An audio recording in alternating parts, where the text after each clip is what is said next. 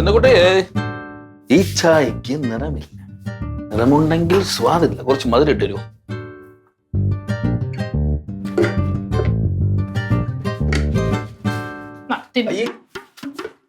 എന്തോടി ഇതിനകത്തിടാനല്ലേ പറഞ്ഞത്? എനിക്ക് സൗകര്യമുള്ളിടത്ത് എനിക്ക് ഇടാൻ പറ്റുള്ളൂ. ഇത് കണ്ട ഉണ്ടാ അതിന്റെ അകത്ത്? ഇല്ലേ, കൊണ്ടോ നോക്ക് ഉണ്ടാ. അല്ല ഇല്ലെങ്കിൽ പറഞ്ഞാ പോലും വാങ്ങിച്ചു തരുമല്ലേ. എല്ലാം പറഞ്ഞല്ലേ ചെയ്യുള്ള, അല്ലാതെ ഇവിടെ ഒന്നൊന്നും നോക്കൂലേ. എല്ലാം ഞാൻ ഇവിടെ നിന്ന് പറഞ്ഞ് അങ്ങോട്ട് പറയണം. അത് വാങ്ങിച്ചോണ്ടോ ഇത് വാങ്ങിച്ചോണ്ടോ. ഒരു ഉത്തരവാദിത്വം ഇല്ലല്ലോ. നീ രാവിലെ ജോലി ചെയ്യണടി? ഇല്ല, ഞാൻ ഇവിടെ കുളിച്ചോണ്ടിരിക്കണം. എന്ത്? അല്ല ഞാൻ രാവിലെ റൂമിൽ നോക്കിയപ്പോ കണ്ടില്ല. നിങ്ങൾ എണീക്കുമ്പോ ഞാൻ അവിടെ നിൽക്കണോ നിങ്ങൾക്ക് കണി കാണാനായിട്ട്? എപ്പോ എണീറ്റേ? 7 മണിക്ക്. 7 മണിക്കാ? അല്ല 8:30. നല്ല ബെസ്റ്റ് സമയം എണീറ്റ് വരണം. ആ സ്പൂൺ എടു. ഇപ്പൊ എന്ത് വേണം? ഒന്നും വേണ്ട. വേണ്ടെങ്കിൽ പിന്നെ പോ. നീ ചുമ്മാ ചൂടാവണ. ചൂടായില്ലല്ലോ. നീ ചൂടാവണ ചുമ്മാ. ആ എനിക്ക് ഇങ്ങനെ സൗകര്യമുള്ളൂ. കാര്യം പറഞ്ഞാ പോ. ഇല്ല, എനിക്ക് ഇങ്ങനെ പറയാൻ പറ്റുള്ളൂ. ചുമ്മാ ചൂടാവണ. ഇതൊന്നും തിരിഞ്ഞു നോക്കണേ.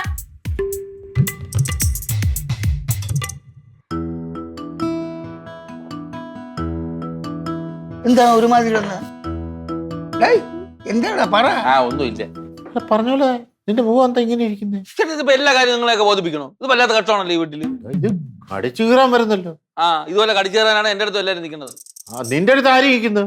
എന്റെ അണ്ണ അവൾ ആ അമ്പിന് വില്ലിന് അടുക്കണില്ലെന്ന് ചിന്നു. എടാ, നമ്മള് താമസിക്കുന്ന വീടുകളിലാണോ അമ്പും വില്ലും വാങ്ങിച്ചു വെച്ചേക്കുന്നത്? അതണ്ണാ എന്തിനാന്നറിയാമോ? നമ്മള് കാട്ടില് തേനെടുക്കാൻ പോകുമ്പോഴേ അമ്പ് എയ്തിട്ട്.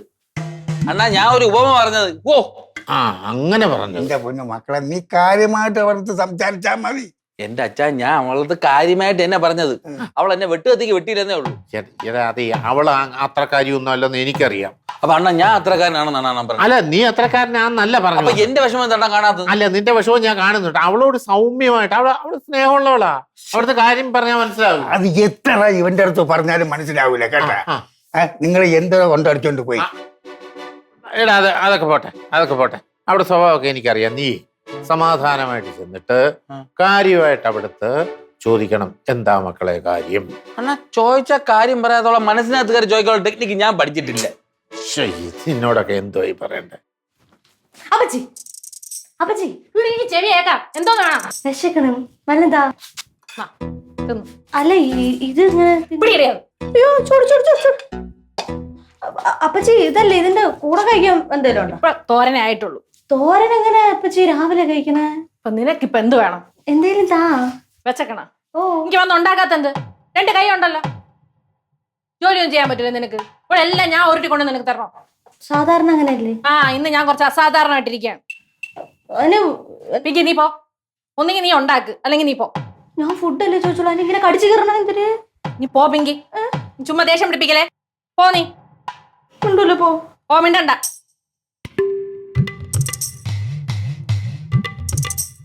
ഇത് എന്തൊരു കഷ്ടമാണ് ദൈവമേ. ഒരു മനുഷ്യനടുത്ത് ഇങ്ങനെയൊക്കെയാണ് പെരുമാറണേ. ഞാൻ അങ്ങനെ ചോദിച്ചല്ലേ ഉള്ളൂ. വെറുതെ അങ്ങനെ പറഞ്ഞു കയറി പോവാണ്. ഞാൻ ഒരു കൊച്ചുകുട്ടിയാണെന്നുള്ള ബോധം ഇവിടെ ആർക്കും ഇല്ല. നീ കാര്യം പറ. മാമ, ഞാൻ അടുക്കളയോട്ടെ ഭക്ഷണം ചോദിച്ചു തന്നു. എനിക്ക് ഭക്ഷണം തന്നില്ല. പിന്നെ എന്നെ കുറെ തെറി വിളിച്ചു. അപ്പച്ചി ഇപ്പൊ എങ്ങനെ ഇരിക്കുന്നു? അവളെ തെറി വിളിച്ചെന്ന്? അതെ, എന്തോ മനസ്സിൽ വെച്ച് പെരുമാറണ പോലെ. കണ്ട ഞാൻ പറഞ്ഞപ്പോ നിങ്ങൾക്ക് വിശ്വാസം ഇല്ല. മനസ്സിൽ വെച്ച് പെരുമാറുന്ന അവള് പറഞ്ഞിട്ട് എനിക്ക് കിട്ടിയടി ഒരു കാരണമില്ല. രാവിലെ നിങ്ങൾക്ക് കിട്ടിയോ? അതല്ലേ ഞാൻ അവിടെ പറഞ്ഞോണ്ടിരുന്നു. അല്ല, അതെന്ന് പറഞ്ഞാലേ അവൾ അത്ര ദേഷ്യക്കാരിയൊന്നും ആണെന്ന് എനിക്ക് തോന്നുന്നില്ല. പിന്നെ ഞാൻ കള്ളം പറയണതാ? അത് അവള് സാധാരണ സൗമ്യമായിട്ട് എന്റെ അടുത്തൊക്കെ പെരുമാറുന്നത്. പിന്നെ നിങ്ങൾ രണ്ടുപേരും ഈ അഭിപ്രായം പറഞ്ഞ സ്ഥിതിക്ക് ഞാൻ ഏതായാലും ഇവളെ ഒന്ന് കണ്ടിട്ട് വരാം. ഈ മനഃശാസ്ത്രപരമായിട്ടുള്ള കാര്യങ്ങൾ കൈകാര്യം ചെയ്യാനേ എനിക്കൊരു പ്രത്യേക കഴിവുണ്ട്. എന്തോ ശാസ്ത്രം? മനഃശാസ്ത്രം കേട്ടോ. നീ ഇത് പിന്നെ ഫ്രോയിഡ് എന്ന് കേട്ടുണ്ടോ? ഫ്രോയിഡ് പോടാ, അത് കാറില്ലേ? അല്ല, അതല്ല, അത് ഫോർഡ്. ഇതല്ല, സിഗ്മണ്ട് ഫ്രോയിഡ്. എനിക്കറിഞ്ഞല്ലോ. അങ്ങനെ നമ്മുടെ ചാലക്കമ്പോളത്തിൽ ഉള്ളിക്കച്ചവടം നടത്തുന്ന ആളാണ്. അത് കേട്ടിട്ടില്ലേ? സിഗ്മണ്ട് ഫ്രോയിഡ് ലോക പ്രശസ്ത മനഃശാസ്ത്രജ്ഞനല്ലേ. പിന്നെ അദ്ദേഹത്തിന് ജനങ്ങളുടെ എല്ലാവരുടെയും മനസ്സെന്താണെന്ന് അറിയാം. അതുപോലെ തന്നെ ഇങ്ങോട്ട് നോക്കി, എനിക്കും അറിയാം. എന്താണ് ഈ ചിരിച്ചു കഴിഞ്ഞത്? എനിക്കും അറിയാടി, ഞാൻ മനഃശാസ്ത്രം കുറെ പഠിച്ചിട്ടുള്ള. ഞാൻ ചിന്നുവിന്റെ അടുത്ത് പോയി അവിടെ കാര്യങ്ങളൊക്കെ ഒന്ന് പഠിക്കട്ടെ. എന്നിട്ട് അതിന്റെ വിവരങ്ങൾ നിങ്ങളെ പറഞ്ഞുതരാം. അണ്ണാ പോ, അവള് അടുക്കളയിൽ. പിന്നെ വളരെ അത്യാവശ്യമായിട്ടുള്ളൊരു കാര്യം നിന്നോട് പറയാനുണ്ട്, എന്നോടാ? പിങ്കിയോട്. മാമൻ ഈ ചായ പകുതിയെ കുടിച്ചിട്ടുള്ളൂ, ബാക്കി ചായ മാമൻ ഇവിടെ വെക്കുകയാണ്. ഇതെടുത്ത് കുടിച്ചേക്കരുത്. മാമൻ അവിടുത്തെ പ്രശ്നം കഴിഞ്ഞിട്ട് ഇവിടെ വരും, എന്നിട്ട് ഇത് കുടിക്കാൻ വെച്ചേക്ക. പറഞ്ഞ കേട്ടല്ലോ. ആ, മാമൻ ഇപ്പൊ വരാം.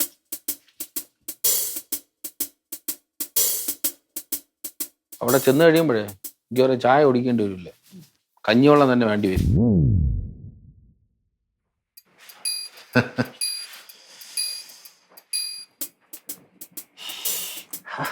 നല്ല മണം, കറി ഉണ്ടാക്കുക അല്ലേ? അതെ, ഞാന് ചില ചോദ്യങ്ങൾ ചിന്നുവിനോട് ചോദിക്കും. എന്തിന്? അല്ല, ഒന്നിനുമല്ല, അതിന് സമാധാനമായിട്ട് ഉത്തരം പറയാം. പറ്റില്ല. പറ്റും. ചേട്ടാ, അണ്ണ എന്തോന്നണ്ണ? അതായത് ഈ നീ ഉറക്കത്തിൽ സ്വപ്നം കാണാറുണ്ട്. അതിപ്പോ എല്ലാരും കാണൂലേ? എല്ലാരും കാണും. അല്ല, ഈ കഴുത്തിന് ചിലര് വന്ന് കുത്തിപ്പിടിക്കുന്നുള്ള സ്വപ്നങ്ങൾ വല്ലതും ഓ, അങ്ങനെയൊന്നും ഇല്ല. ഇല്ലേ? ഒറ്റയ്ക്ക് മുറിയിലൊക്കെ ഇരിക്കുമ്പോഴേ ഇരിക്കുമ്പോ അനാവശ്യമായിട്ട് ദേഷ്യപ്പെടാറുണ്ടോ? ഓ, അങ്ങനെയൊന്നും ഇല്ലെന്ന്. ഒരൊറ്റ ചോദ്യോടെ ഈ രാമനോട് വെറുതെ ദേഷ്യപ്പെടാറുണ്ടോ? ഓഹോ, ഈ രാമന്റെ പേര് പറഞ്ഞാണ് അണ്ണ ഇങ്ങോട്ട് കയറി വന്നെങ്കിൽ ഞാൻ അണ്ണനൊന്നും നോക്കൂല. ഞാൻ ഓടിച്ചു ഇറങ്ങ്. എനിക്ക് ആരെയും കാണണ്ട, ഇറങ്ങ്. ഇറങ്ങ്.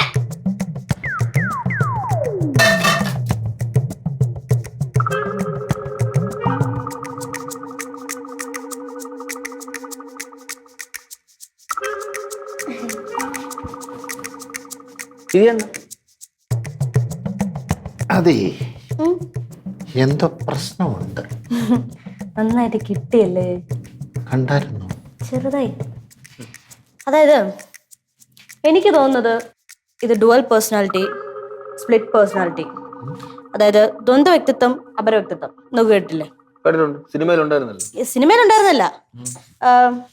ഒരാൾ മറ്റൊരാളെ പോലെ പെരുമാറുക, സംസാരിക്കുക. ഫോർ എക്സാമ്പിൾ, നീ പാടി വിടുന്നു, ഇതാണ് സിനിമയിലുണ്ടായിരുന്നത്. കുഞ്ഞളെ, അങ്ങനെ തള്ളിക്കളയരുത്. അവള് പറഞ്ഞതിനകത്ത് കാര്യമുണ്ട്. ഇതെന്ന് പറഞ്ഞാല് ഉപബോധ മനസ്സിന്റെ ചില അമാനുഷിക ചൈതന്യങ്ങൾ. അതായത് നമ്മളിപ്പം ചിന്നുവിനെ ഒന്ന് അവലോകനം ചെയ്ത് കഴിഞ്ഞു കഴിഞ്ഞാൽ ഉപബോധ മനസ്സിനെ അകത്തേക്ക് നമ്മൾ തുറന്നു കയറി കഴിഞ്ഞാൽ ഒരുപാട് നെഗറ്റീവ് എനർജി കാണും അതിനുള്ളിൽ. അതെല്ലാം വാരി വലിച്ച് വെളിക്കളാണ്. അങ്ങനെയാണെങ്കിൽ തീർന്നു, നോർമലാവും. എന്റെ അഭിപ്രായത്തിൽ അതാ. ഹിപ്നോട്ടൈസ് ചെയ്യണം. ഹിപ്നോട്ടൈസ്. അണ്ണൻ ഇതൊന്നും പറഞ്ഞത് അതാ നീ ചിരിച്ചു കളഞ്ഞത്? എടാ, പണ്ട് പോലെ ഞാൻ ചെയ്യുന്നല്ലേ. എന്റെ നാട്ടിലൊക്കെ ഒന്ന് അന്വേഷിച്ചു നോക്ക്, എല്ലാവർക്കും അറിയാം ഞാൻ ഹിപ്നോട്ടൈസ് ചെയ്യുന്നു. ഇടിയാതി, പണ്ട് നമ്മുടെ മണിച്ചിത്രത്താഴില്ലേ സിനിമ, ആ സമയത്തൊക്കെ ഞാൻ ഹിപ്നോട്ടൈസേഷൻ ചെയ്തുകൊണ്ടിരിക്കുക നാട്ടിലെ. അപ്പൊ അന്ന് എല്ലാരും ആ സിനിമ വലിയ ഹിറ്റ് സിനിമയല്ലേ. ആ സിനിമ കണ്ടിട്ട് ഞാൻ റോഡിൽ കൂടെ ഒക്കെ പോകുമ്പോ നാട്ടുകാർ പറയും, ദേ ഡോക്ടർ സണ്ണി പോകുന്നു, ദേ ഡോക്ടർ സണ്ണി പോകുന്നു, ദേ ഡോക്ടർ സണ്ണി പോകുന്നു പറയുമായിരുന്നു. നാട്ടിലെല്ലാവർക്കും അറിയാം. ഞാൻ കേട്ടിട്ടില്ല ഇതുവരെ. നീ അന്ന് ജനിച്ചു പോലും കാണത്തില്ല, പണ്ടിറങ്ങിയ പടമല്ലേ. അപ്പൊ ഹിപ്നോട്ടൈസ് ചെയ്യണം. എനിക്ക് സംശയമുണ്ട്. എന്ത്? അറിഞ്ഞൂടാന്ന്. എനിക്ക് അറിഞ്ഞൂടാന്നു? ഓ, ഹിപ്നോട്ടൈസ് ചെയ്ത് കാണിച്ചു തരട്ടെ? അണ്ണ കാണിച്ച. നിന്നെ കാണിക്കട്ടെ? എന്നെ കാണിക്കണ്ട. അതെന്താ? എനിക്ക് അങ്ങനെ രഹസ്യമൊന്നും ഇല്ലല്ലോ അല്ലേ? എന്നാ പിന്നെ നിന്നെ കാണിക്കാം. ഉറക്കാം. വേണ്ട വേണ്ട, അതിന്റെ ആവശ്യമൊന്നുമില്ല. അപ്പൊ പിന്നെ പറ്റിയ ഒരാളുണ്ട്. ആര്? മാമൻ. നല്ല അഭിപ്രായം. ചുമ്മാ കാണിച്ച.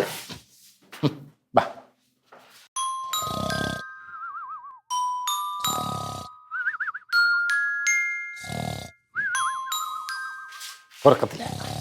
അപ്പോ മിണ്ടരുത്. പേഷ്യന്റ് അറിയാതെ നമ്മൾ ഹിപ്നോട്ടൈസ് ചെയ്താൽ കൂടുതൽ വിവരങ്ങൾ പുറത്തു വരും. നമ്മളൊരു കാര്യം ചെയ്യും, 24-26 സ്പാനറിങ് എടുക്കാം. അതിന് തലയിട്ടടിച്ചു. ഇത് സ്പാനർ ഹിപ്നോട്ടൈസേഷൻ എന്ന് പറയും. ഇന്ന് വരെ ആരും കാണിക്കാത്ത ഒരു പരിപാടി ഞാനിപ്പോ കാണിക്കുന്നത്. സ്പാനർ അത് ഞാൻ മുഴുത്തോ നോക്കിയിട്. ഇതോ? വിളിച്ചോ. എഴുന്നേക്ക് മാമ, എഴുന്നേക്ക്. ഇരി. പകുതി ഉറക്കത്തില്ല മാമ. മാമ കണ്ണു തുറക്ക്. ഞങ്ങളാ? ആ മാമ ഇതെന്താ ഇത്? ബാനർ എത്രന്റെ? 26, 24. ബാനറിലേക്ക് ശ്രദ്ധിച്ചു നോക്കൂ. ബാനർ കാണുന്നില്ലേ? കാണുന്നുണ്ട്. അതിന്റെ വെള്ളി വെളിച്ചം കാണുന്നില്ലേ? ഉണ്ട്. മാമൻ ശ്രദ്ധിച്ചു നോക്കുമ്പോൾ മാമന്റെ കണ്ണുകളുടെ പീലികൾ പതുക്കെ പതുക്കെ അടഞ്ഞടഞ്ഞു വരുന്നു. കൺപീലികൾക്ക് കനം തോന്നുന്നു. മാമന്റെ കണ്ണുകൾ അടഞ്ഞടഞ്ഞടഞ്ഞടഞ്ഞടഞ്ഞു വരുന്നു. അടഞ്ഞടഞ്ഞടഞ്ഞ് മാമനൊരു ഉറക്കത്തിലേക്ക് വീണുപോകുന്നു. ഉറക്കത്തിലേക്ക് വീണുപോകുന്നു. ഉറക്കത്തിലേക്ക് വീണുപോകുന്നു. മാമനിപ്പോ ഉറങ്ങി. മാമനുറങ്ങി. മാമനുറങ്ങി.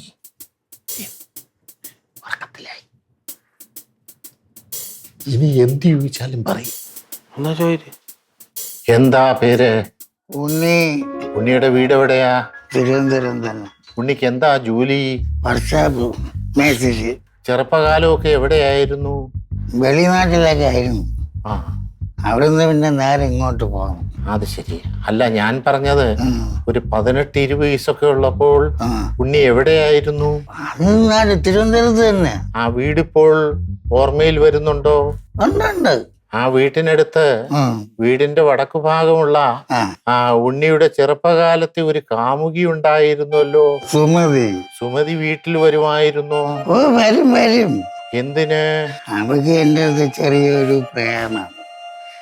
അതുകൊണ്ട് എന്നെ കാണാൻ കൂടെ വരും. സുമതിയുടെ വീട്ടിലും പോകുമായിരുന്നു അല്ലേ? ഓ പോവും, ആവശ്യത്തിന് പോവും. ആ അങ്ങനല്ലല്ലോ കേട്ടിട്ടുള്ളത്.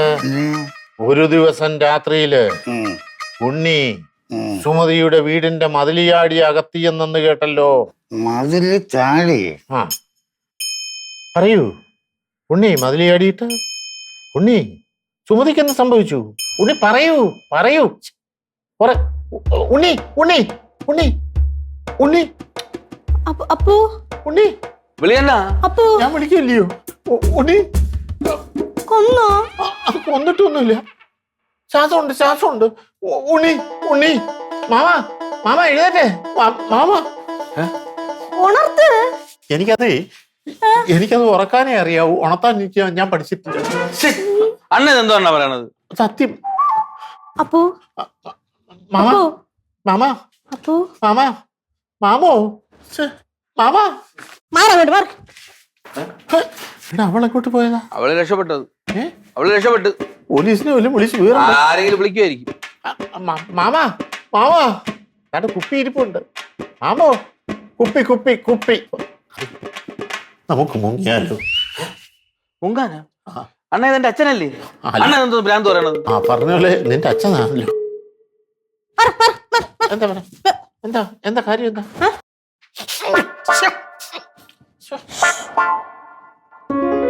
ഉണക്കമീൻ കരിവാണ്. ഓ തന്തതാ ഉണന്ന് മനുഷ്യനെ പേടിപ്പിക്കാനായിട്ട്. ഇപ്പൊ എനിക്ക് പുതിയൊരു ടെക്നിക്ക് പിടികിട്ടി. ഉണർത്താനുള്ള ടെക്നിക്ക് പിടികിട്ടി. ആർക്ക്? എനിക്ക്. ഉണക്കമീൻ. അങ്ങനെയാണെങ്കിലേ നമുക്ക് പോയി ചിന്നുവിനെ ഇതുപോലെ ഹിപ്നോട്ടൈസ്. വേണ്ട ചിന്നുവിനെ. എടാ അവിടെ മനസ്സിലുള്ള കാര്യങ്ങളൊക്കെ നിനക്ക് അറിയണ്ടേ? അതിപ്പോ അറിയണോന്ന് വെച്ചപ്പം അറിയണോ? ഓ ആ അങ്ങനെയാണെങ്കിൽ ഹിപ്നോട്ടൈസ് ചെയ്തേ പറ്റൂ. ഈടെ ഇതിപ്പോ ഉണർത്താൻ ബുദ്ധിമുട്ട് വന്ന എന്തുകൊണ്ടാണെന്നറിയാവോ? പ്രായമായ മനുഷ്യനല്ലയോ? ചെറുപ്പക്കാരൊക്കെയാണ് ഇതാണ്ട ഇങ്ങനെ നാക്കുമ്പോ ഉണർന്നു വരും. ആ വാ മാമ ഉറങ്ങി കേട്ടോ. സുമതി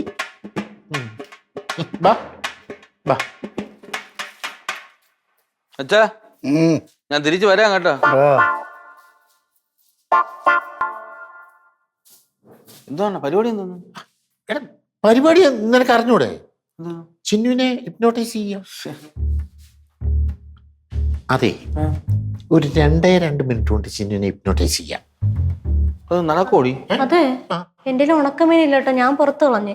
അയ്യോ അതെന്തിനാ കളഞ്ഞേ? ഞാൻ പറഞ്ഞില്ല ഇത് വേണ്ട, ഇത് നടക്കുന്നില്ല. ഉണക്കമീൻ അല്ല ഉണത്താൻ ഈ കേസിൽ ഉണക്കമീൻ വേണ്ട. ഞാൻ താണ്ട ഇങ്ങനെ ഒന്ന് ഞൊടിച്ചു കഴിഞ്ഞാൽ അവൾ ഉണരും. എന്തേലും ആവട്ടെ.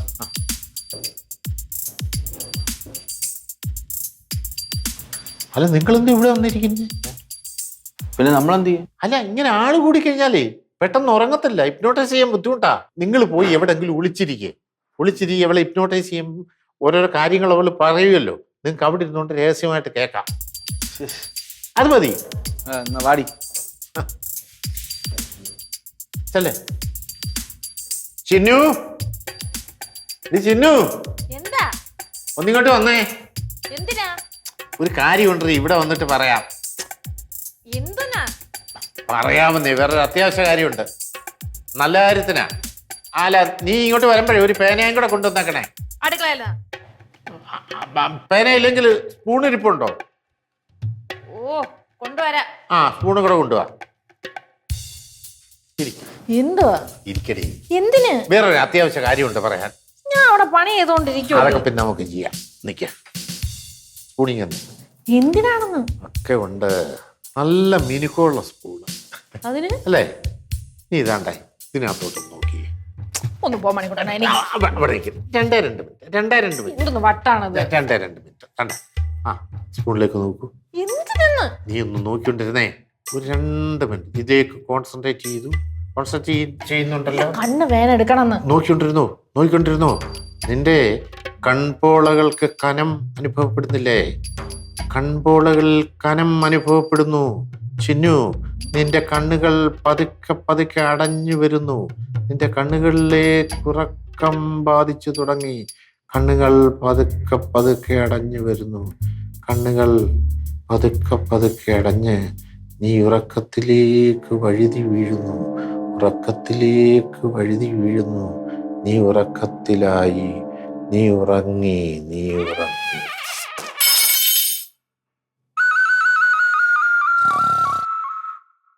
അണ്ണ മണിക്കൂട്ടാ.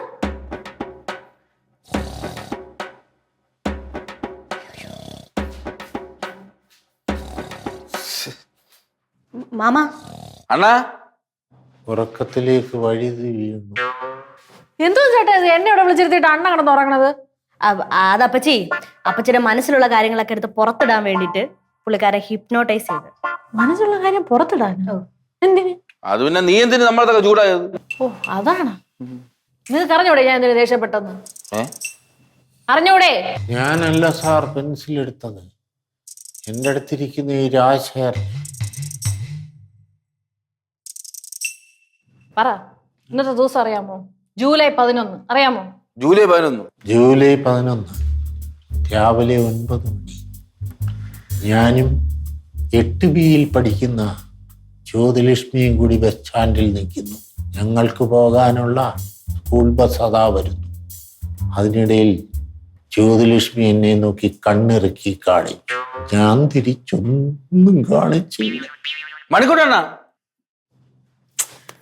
നിങ്ങൾ മാറ്ററിലോട്ട് വാ. ജൂലൈ 11 അറിയാമോ ഇല്ലയോ? എനിക്കാന്ന് പറഞ്ഞത്, എനിക്ക് ഏപ്രിൽ 1 അറിയാം. ഏപ്രിൽ 1 ഉച്ചയ്ക്ക് 1:30 മണി.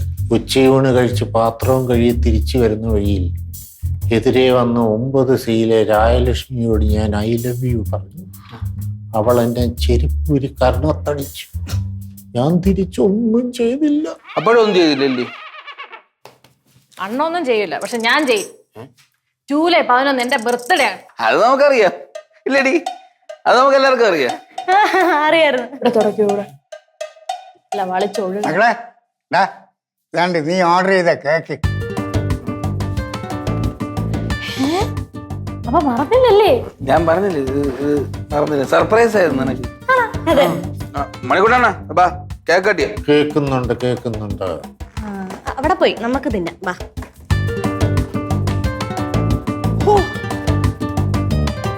Colourful cake. ഞാൻ ഓർഡർ ചെയ്തില്ല. ഞാൻ ഓർഡർ ചെയ്തടാ, അടുത്ത ബർത്ത്ഡേക്ക് നീ ഓർഡർ ചെയ്യും. ആ കേക്ക് കട്ടി. Okay. Happy birthday to you, happy birthday Chinnu, happy birthday to Chinnu. Happy birthday to you. നീ അങ്ങോട്ട് കട്ട് ചെയ്ത് അങ്ങോട്ട് തിന്നു. ചൂച്ചി എല്ലാം കൂടെ അങ്ങോട്ട്. എല്ലാം അങ്ങോട്ട് പിടിയുണ്ട്. അങ്ങോട്ട് നീ കഴിയും. പിന്നെ ഹിപ്നോട്ടൈസ് ചെയ്യുന്ന സ്റ്റാറിന് കുറച്ച് കൊടുക്കട്ടെ.